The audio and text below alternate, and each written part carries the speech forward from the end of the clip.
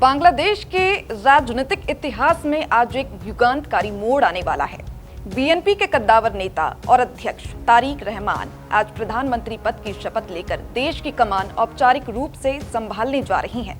लेकिन सत्ता के इस ऐतिहासिक हस्तांतरण से ठीक पहले अंतरिम सरकार के मुख्य सलाहकार मोहम्मद यूनुस ने अपने विदाई भाषण में जो तेवर दिखाई हैं, उसने दक्षिण एशिया की कूटनीतिक हलचल तेज कर दी है।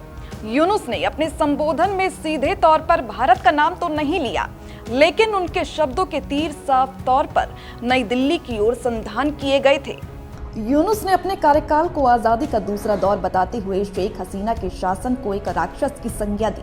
उन्होंने भारत का परोक्ष संदर्भ देते हुए कहा कि बांग्लादेश अब किसी अन्य देश के निर्देशों या सलाह को मानने वाला अधीन देश नहीं रहा। उन्होंने गर्व से घोषणा की कि उनका देश अब अपने फैसले खुद लेने में सक्षम है।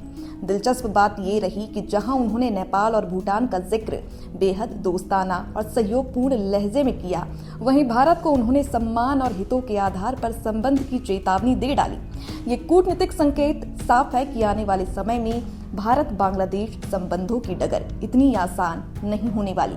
विदाई की बेला में यूनुस ने भावी प्रधानमंत्री तारिक रहमान को रणनीतिक सलाह देते हुए कहा कि बांग्लादेश की किस्मत समुद्र और ब्लू इकोनॉमी से जुड़ी हुई है। उन्होंने अंतर्राष्ट्रीय बंदरगाह प्रबंधन और ग्लोबल मैन्युफैक्चरिंग सेंटर बनाने का सपना दिखाया।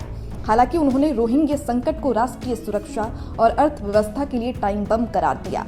उन्होंने अफसोस जताया कि लंबे समय से इस दिशा में कोई ठोस अंतर्राष्ट्रीय पहल नहीं हुई है और ये जिम्मेदारी अब नई सरकार के कंधों पर है। यूनुस के इस विदाई भाषण ने स्पष्ट कर दिया कि बांग्लादेश में लोकतंत्र और अभिव्यक्ति की आजादी के नाम पर भारत विरोधी भावनाओं को हवा दी जा रही है। एक और जहां तारिक रहमान की वापसी से बीएनपी समर्थक उत्साह में है, तो वहीं दूसरी ओर भारत के लिए चुनौती ये होगी कि वो सेवन सिस्टर्स को लेकर यूनुस के द्वारा बुने जा रहे इस नए नैरेटिव का सामना कैसे करता है।